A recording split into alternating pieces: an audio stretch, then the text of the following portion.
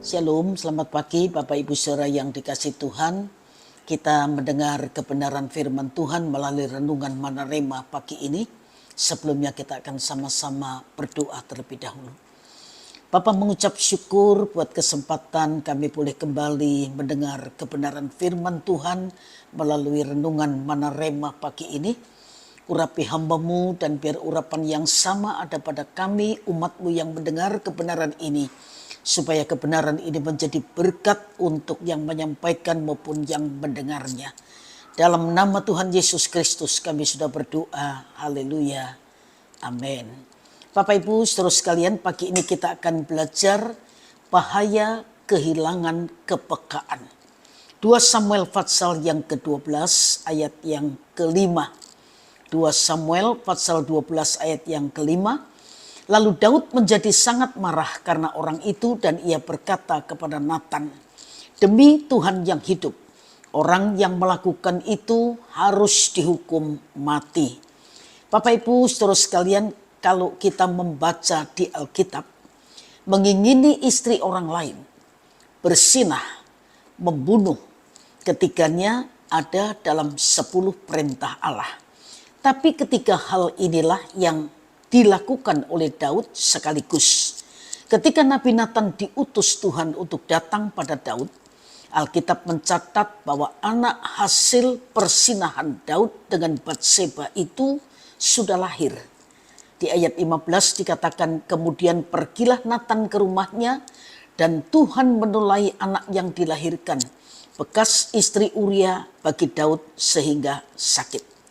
Jadi setidaknya Bapak Ibu saudara sekalian ada waktu 9 bulan sejak peristiwa persinahan itu terjadi.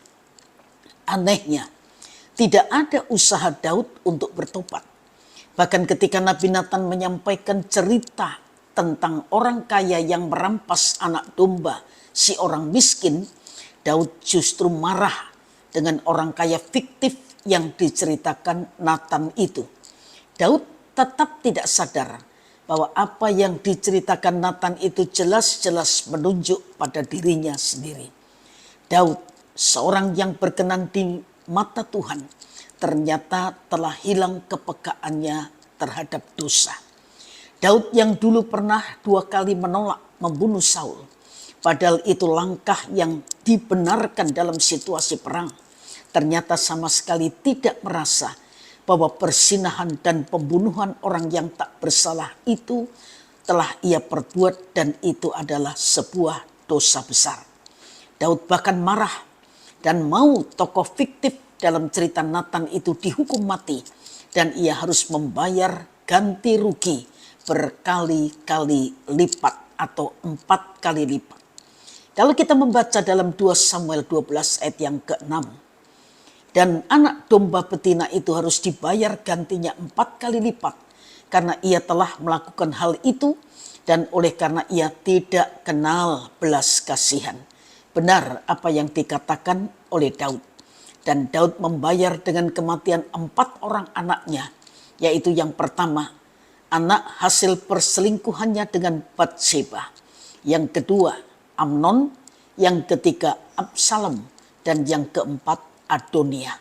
Apa yang terjadi pada Daud sudah seharusnya menjadi peringatan juga bagi kita. Dosa tidak hanya membuat orang menjadi tidak bisa melihat dosanya sendiri, tapi juga membuatnya menjadi orang yang hanya bisa menuding dan menghakimi orang lain alias munafik. Dari kisah Daud ini, beberapa hal harus kita ingat. Pertama, selalu berintrospeksi diri dan jangan merasa diri sudah benar, sudah suci. 9 bulan lebih dilalui Daud tanpa ia melakukan evaluasi dan introspeksi diri. Akibatnya ia makin keras hati dan tidak peka. Kedua, miliki persekutuan dengan saudara seiman yang baik yang bisa menegur saat kita berbuat salah. Sahabat yang baik adalah orang yang selalu mengingatkan dan menegur dengan kasih ketika kita melakukan kesalahan dan bukan hanya selalu membenarkan saja. Yang ketiga, jangan keraskan hati. Sebaliknya, milikilah sikap hati yang selalu mau diperbaharui, mau ditegur, dan tentu saja mau berbalik dari jalan yang salah yang sudah kita tempuh.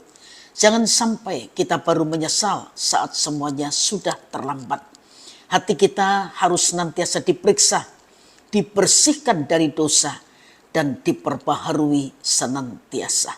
Roh Kudus penolong itu menolong kita dan memampukan kita melakukan kebenaran firman yang menjadi kehendak Tuhan, sehingga kita tetap hidup dalam berkat daripada Tuhan. Tuhan memberkati Bapak Ibu saudara sekalian, dan mari kita sama-sama berdoa. Bapak bersyukur kalau kami kembali diingatkan lewat kebenaran firman Tuhan, biar kami tetap menjadi pribadi yang berkenan kepada Tuhan. Kami tidak kehilangan kepekaan sehingga kami jatuh dalam dosa tanpa kita sadari seperti Daud. Tolong kami ya Tuhan. Kami sadari kami lemah tanpa Tuhan. Kami bukan siapa-siapa. Tanpa Tuhan kami juga tidak bisa melakukan apa-apa. Sebab itu tidak ada sesuatu yang dapat kami banggakan dalam hidup ini. Hanya karena Tuhan kami bisa menjadi seperti sekarang ini. Terima kasih Bapa di surga, hamba berdoa berkati umat-Mu yang sudah mendengar kebenaran ini, dan biar tangan-Mu yang penuh berkat ada di atas tangan kami untuk melakukan pekerjaan kami, sehingga apapun yang kami kerjakan Tuhan buat jadi berhasil untuk kemuliaan nama Tuhan.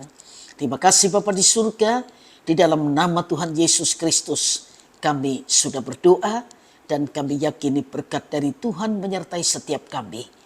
Haleluya. Amin. Tuhan memberkati Bapak Ibu saudara sekalian, dan selamat pagi.